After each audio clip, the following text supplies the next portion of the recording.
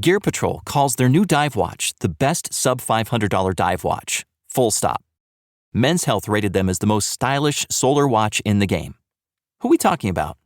It's Movement. They're leveling up your gift giving with the sleekest watches you can buy and the biggest deals of the season. From their innovative ceramic materials to sexy automatic divers, from ultra-thin dress watches to solar-powered statement pieces, and everything in between, Movement is making sure you're the good gifter this year, for your family, your friends, or for yourself. And now you can take advantage of 30 to 50% off Movement's California clean watches, jewelry, and accessories to get them a gift they'll never forget. With fast, free shipping and returns and amazing bang for your buck, Movement makes for a relaxed shopping experience. And with one-size-fits-all watches, it's an easy, elegant gifting experience too. Shop 30 to 50% off now at mvmt.com.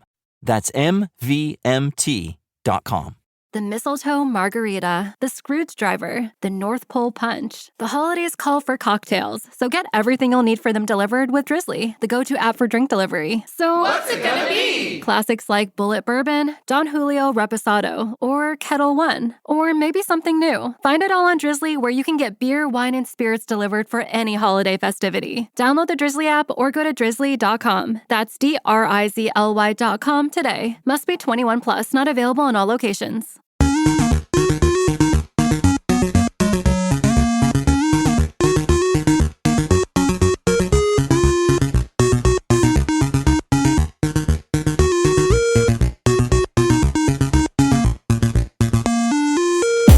Hey guys, welcome to this week's episode of the Three Terrible Gamers. I am your host, Ashton Morton. I'm here with my two co-hosts, Colin and Cole. Hey guys.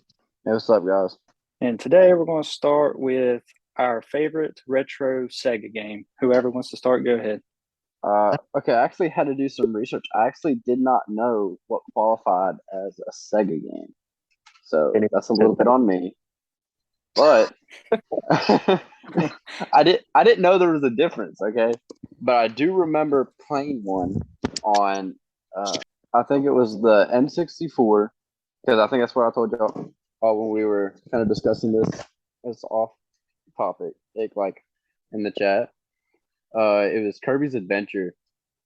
I played Kirby's Adventure a little bit, and it was pretty nice.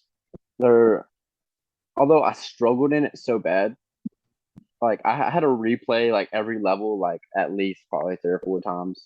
I just didn't master the luscious lumps of Kirby.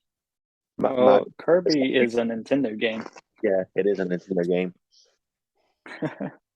Oh, well, it said Saga, so that's my bad then. Because I looked it up. What was it? Sega, not Sega. All right, well, listen, I have a speech impediment. But no, I looked it up and Kirby popped up, and that's the only game I've seen on the list that I knew. So, that's all right. Gotcha. Well, switching going to actual. Well, one is an actual Sega game. The other one was pretty much a cross-platform game. Probably my favorite retro Sega game was Madden 95, which of course obviously it came out before my time, but I still remember playing it as a child because probably my favorite part of that game was you could actually rupture somebody's testicles, and then it would say you broken your family's jewels anytime you got injured, and it was by that. Nice. I did not know that was a thing. I didn't either. Yeah, that was a thing in the old Madden games. You could actually do that, and which, of course, that was after they took out where the ambulance came onto the field and hit the players, too. But they also done that on older Sega, older Maddens. That was also on the Sega. But, like I said, that was pretty much more of a cross-platform because, it came out on pretty much everything that was out on the time. Right. But as far as actual Sega games goes, my favorite would probably be the Crazy Taxi. I hate you. Is that what you chose? One of them. That was actually a runner-up, but go ahead.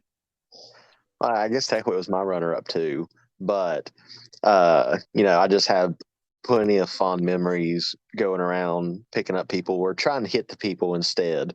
I guess I should say while I was trying to pick them up and then just trying to beat the time for the game going on.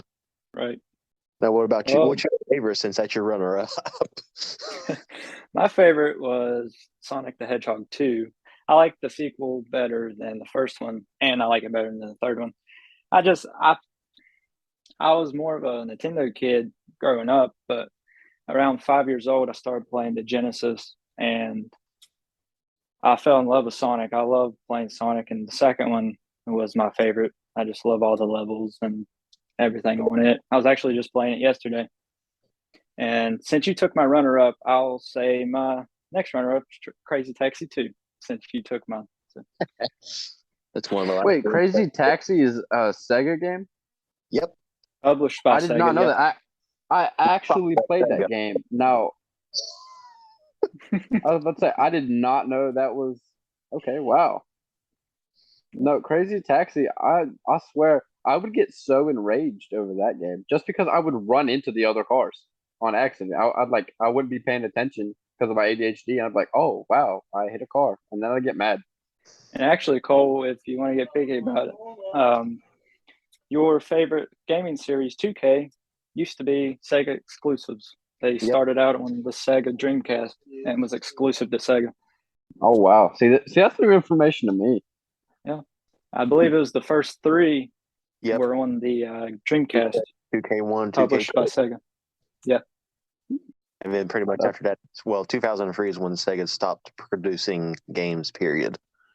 Yeah, in 2001, they stopped Like games, console. but they're just given.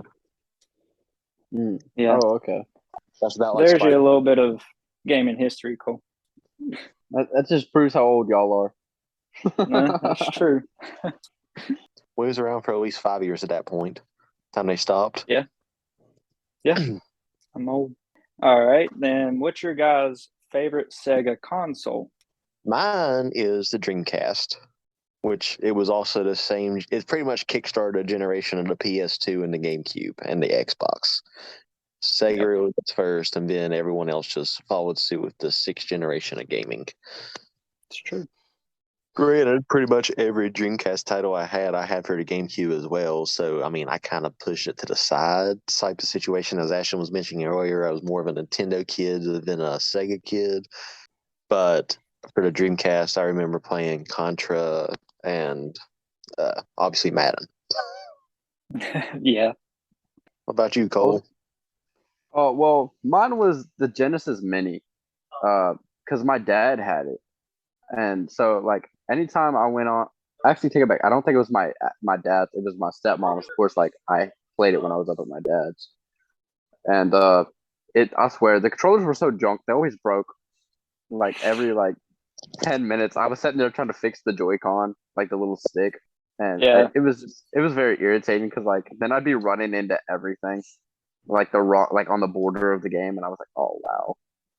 Now, correct me if I'm wrong. The Mini is separate from like their classic edition of what the SNES and NES had, correct? Yes. Yeah, Yes. they released the Mini way before Nintendo even thought about the Mini for their consoles. Yeah. What about you, Ashton? What's your favorite console? Well, Colin took mine again. I say the Dreamcast, just because the sixth generation consoles were my favorite generation, even to today. I like the sixth generation better. And they had some great games on the Dreamcast. The first three 2Ks, Crazy Taxi. You had first two Sonic Adventure games. You just had some great games on that console. And the Genesis had a bunch of great games too. Just they're older, and I like more modern games.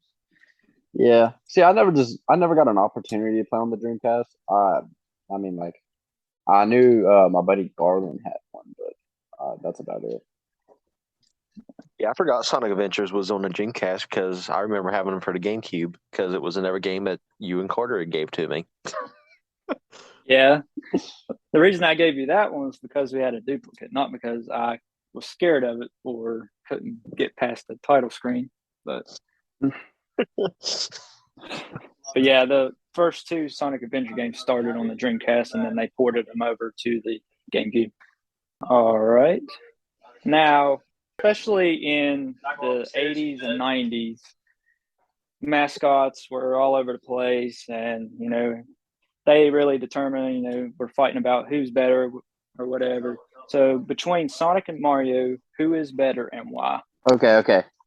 Now I looked this up because most people, I think it was like, I think, I think it was like at least 60 to 65%. I was seeing said that Sonic would easily wipe Mario, but I have the opposite point of view. I'm saying Mario strictly because Mario always had some type of either tool or weaponry in any game that he could have, or something that would evolute him into a stronger form.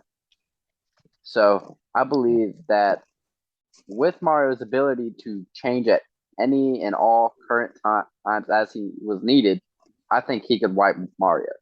Okay. So you're talking about just his power ups in general are better than Sonic's just speed. Yeah, because Sonic's power ups that I played, like for instance, because one of my I'll get into that topic a little bit later because it's another topic coming up. But let's just say some of his power ups that I've played are always him getting. It's all about him getting faster, and I mean, if he's already fast, why is his power up strictly getting faster? So Yeah. I understand like the concept, yeah, whatever, it makes him more stronger. But with Mario, he has several different types of evolutionary power ups. Like, I mean, what is it that the one flower turns him into where like he shoots fireballs, one's ice, he's I mean, and if you technically, oh yeah, and I like technically if you even go into like Super Mario Smash Bros, there's like an unlimited amount of things that he can do as Yeah, he has a far as bunch you of go. different moves. Exactly. And he's known for overcoming things, although he is just ordinary most of the time. Therefore, giving him an advantage, in my opinion. Along with, I enjoyed a lot of the Mario games more than I did Sonic, just because I guess I always just played more Mario. I literally only played like probably 2 Sonic games though, so I'm a little biased. A lot of people are. It's easier for people to enjoy Mario over top of Sonic as a mascot, just in general, because it's the same concept of Pokemon. Everyone knows what a Pikachu is. Yeah.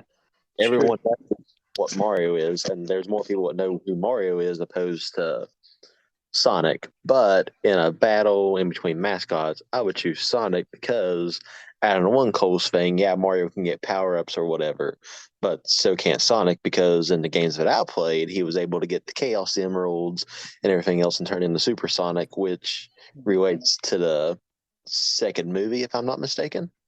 Mm-hmm.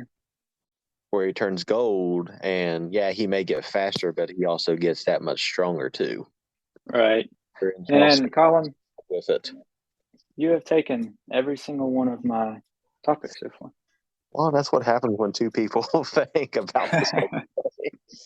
Well, It's true. I think Colin is very ignorant because screw Sonic the Hedgehog.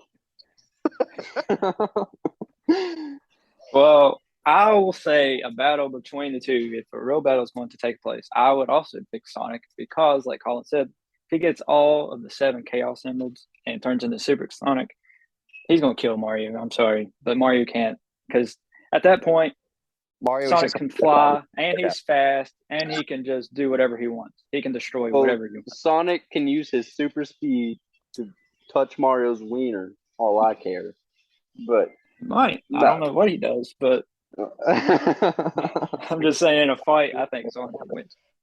I'm pretty sure that has to be a video somewhere. You're gonna see that somewhere now. I probably. I would say listen to us supposed to go watch that video though, because you don't know what kind of scoring thing would happen.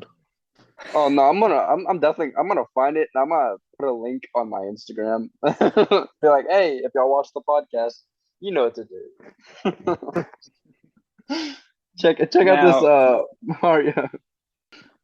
If we're talking about a fight for the actual mascot, not between the actual two, but for the companies Nintendo and Sega, I would say Mario won the mascot wars in the 90s Oh, definitely. For a while, the Genesis was outselling the NES and the SNES because people were looking at the Super Nintendo as a child's console and the Genesis as more adult An console. So adult play. people were selling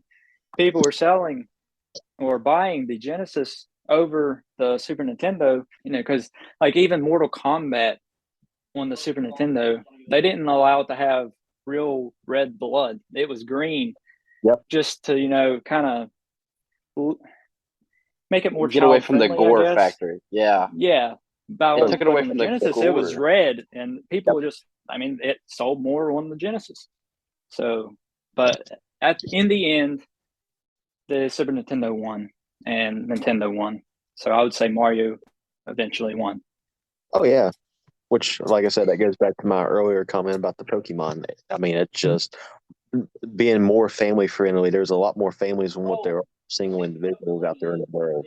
So, I mean, it's just one of those things that gets more exposed at the end of the day. Right. Gear Patrol calls their new dive watch the best sub-$500 dive watch. Full stop. Men's Health rated them as the most stylish solar watch in the game. Who are we talking about? It's Movement. They're leveling up your gift giving with the sleekest watches you can buy and the biggest deals of the season.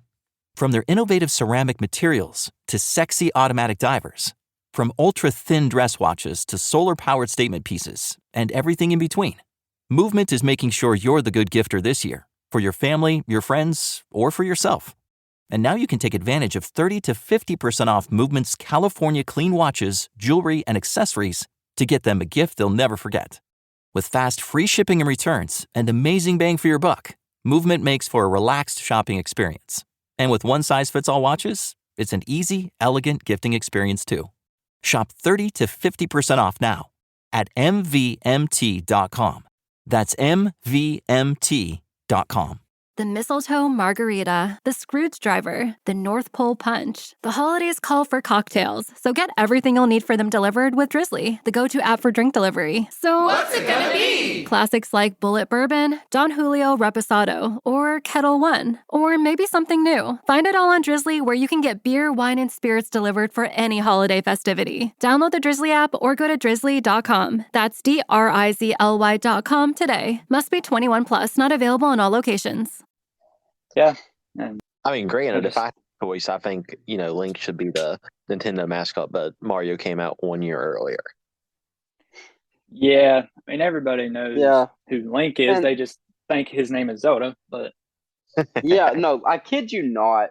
I honestly think that some people don't even play the games because, okay, so I was watching YouTube and they were discussing about how Link in Breath of the Wild, something about his robe or something like that, and how it was like evoluted up, like how it changed, like through the different ones. But they were on the Breath of the Wild, and one of the people were like, "Yeah, I love that Zelda's drapes are this way," and I was like, "Bro, that's Link." I was like, "That's a man." I was like, I'm sorry to tell you, that's a man. People are so ignorant. If they would just do a little bit of research, they would know, or play the game, they would know. Well, that's the thing. Like, it was fine because there was like 3 different people in this video, and everyone else considered him Link up until that point. The one guy, I'm not gonna say names or anything, but just called him Zelda. It was like, it's like Zelda, I love Zelda's power move, blah blah blah blah or whatever, and just rambled on. And I was like, bro, what? Well, it goes into what we're actually talking about right now, because pretty much every single game up until that point was named after their main character. Sonic was named, Sonic. Mario's title was Super Mario Brothers. And I mean, Legend of Zelda comes out and, people just assume that it's the Legend. I mean, yeah, it is the Legend of Zelda, but, they just assume the main character to play as is Zelda. Which now I don't understand why they didn't name it. But yet again, if you think about it, you gotta think of like Link's Awakening. Yeah. The only game you play is Link today. I know. but that's the point. Like, I don't understand why they didn't name it. Maybe that's something that we could look up eventually or have a future topic about. Yeah. Because I'm actually kind of curious why they didn't name it Link.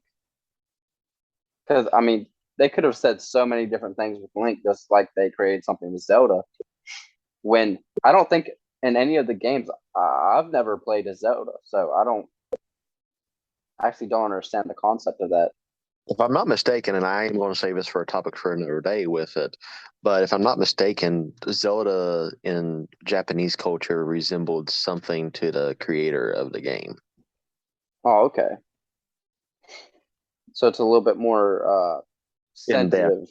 Yeah. Okay. Yeah.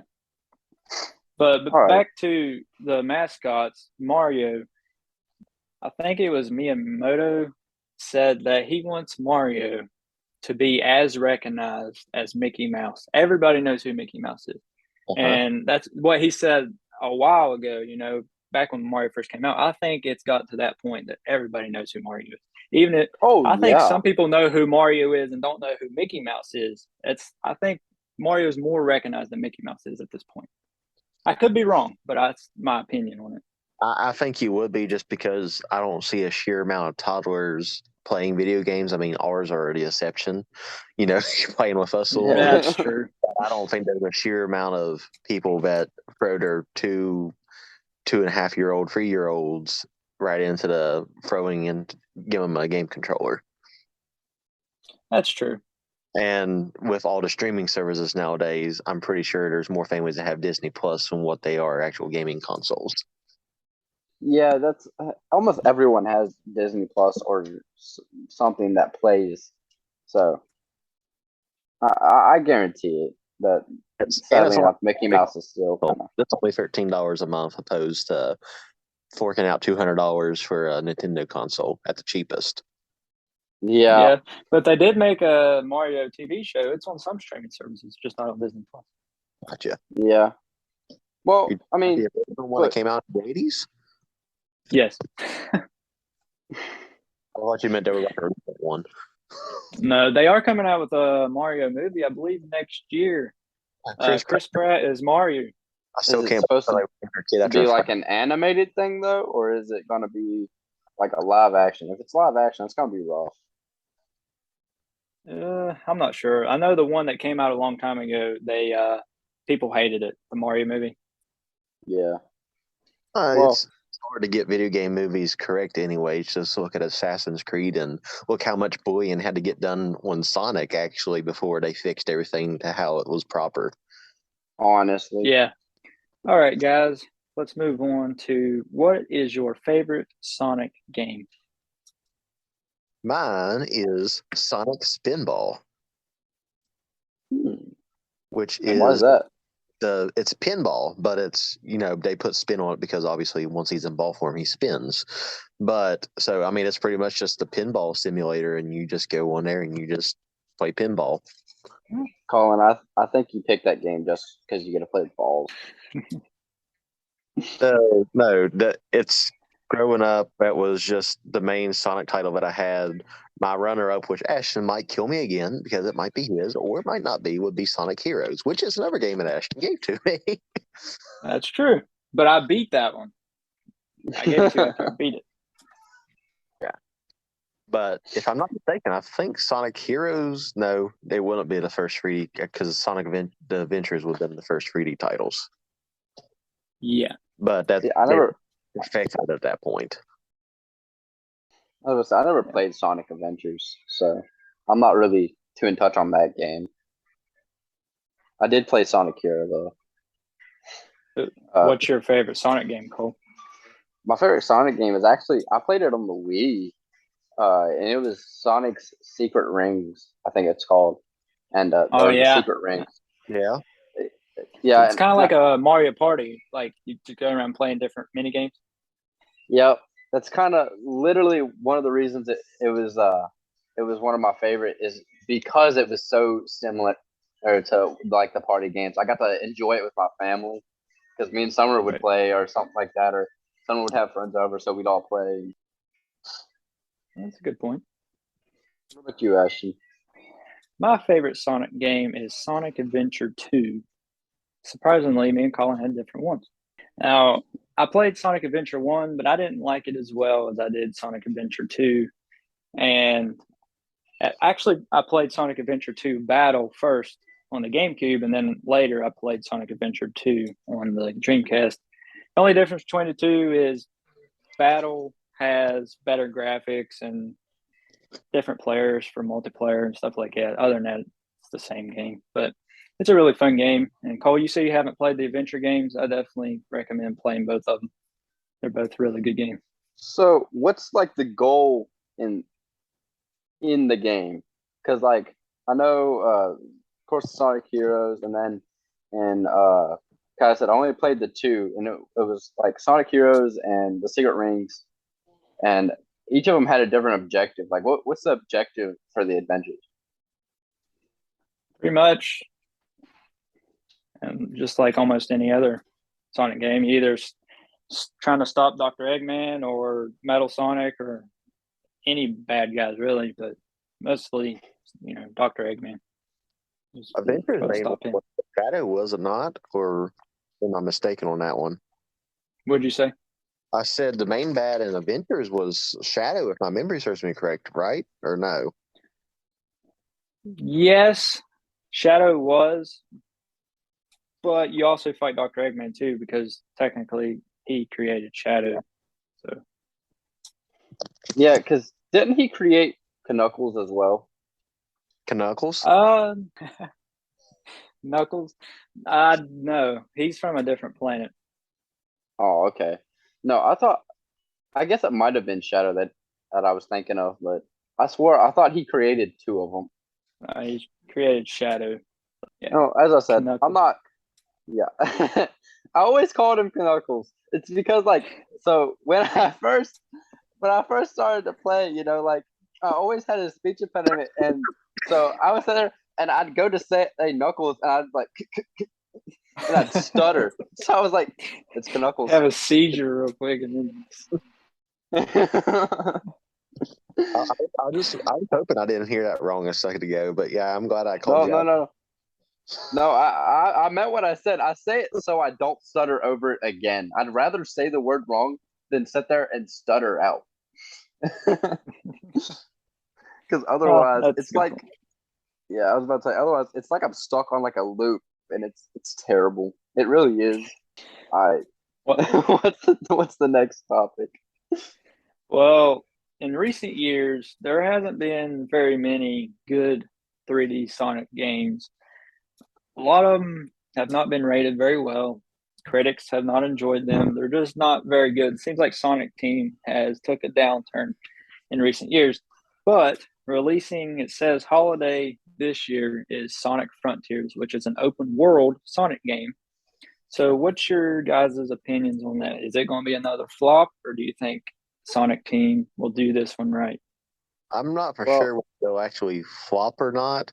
And I mean, I may be wrong on this. I see November 8th. So, I mean, that matches with the holiday season. So we'll find out. Tell me if I'm wrong or not. Tell us.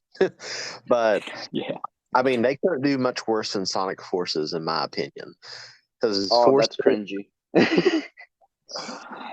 I got it out on, I mean, as soon as it came out on the Switch, and literally the first boss was so buggy, I couldn't even get past it. It was impossible to beat. I don't know if there was any I mean, I'm assuming there was patches at this point, but it just ruined the whole entire experience for me. But, it wasn't one of those things I just picked up and played all the time. Just because, I mean, like I said, I prefer to play Nintendo titles over top of any Sonic thing. So the last Sonic game I had played up until that point was Sonic Heroes, almost at that point 15 years ago. Yeah. Well, from what I read on the Sonic Frontier, people describe it as mysterious, okay? Because they talk about, like in the movie, he's supposed to be going after the Chaos Emeralds, right? Uh-huh. Yeah. So theoretically, I mean, with an open world, there's a lot of free roam in all open worlds, especially like if you can compare it to like Zelda, because Zelda's open world games are incredible. You know, I just like the fact of an open world game, like even the Pokemon game me and Ashton played. What's that? Legends Arceus or Arceus. something? Yeah. Open world games are just generally more fun to me because you have a lot of free roam and free area, and it often leaves room for a lot of Easter eggs.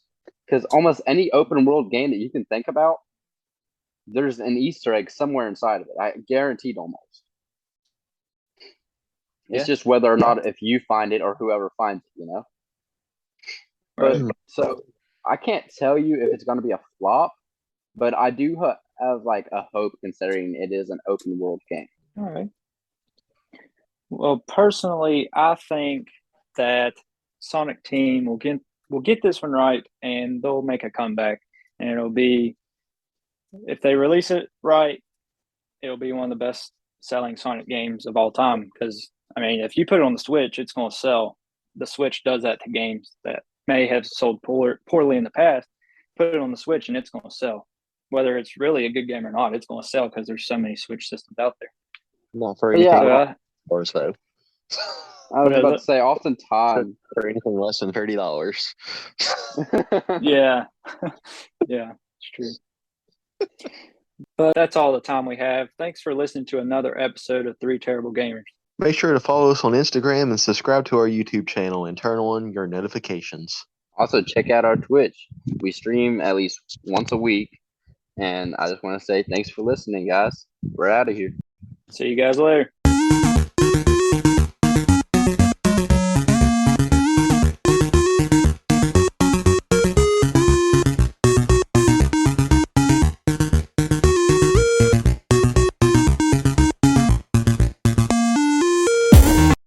Gear Patrol calls their new dive watch the best sub-$500 dive watch. Full stop. Men's Health rated them as the most stylish solar watch in the game. Who are we talking about? It's Movement. They're leveling up your gift giving with the sleekest watches you can buy and the biggest deals of the season. From their innovative ceramic materials to sexy automatic divers, from ultra-thin dress watches to solar-powered statement pieces, and everything in between, Movement is making sure you're the good gifter this year for your family, your friends, or for yourself. And now you can take advantage of 30 to 50% off Movement's California clean watches, jewelry, and accessories to get them a gift they'll never forget. With fast, free shipping and returns and amazing bang for your buck, Movement makes for a relaxed shopping experience. And with one-size-fits-all watches, it's an easy, elegant gifting experience too. Shop 30 to 50% off now at mvmt.com. That's mvmt.com.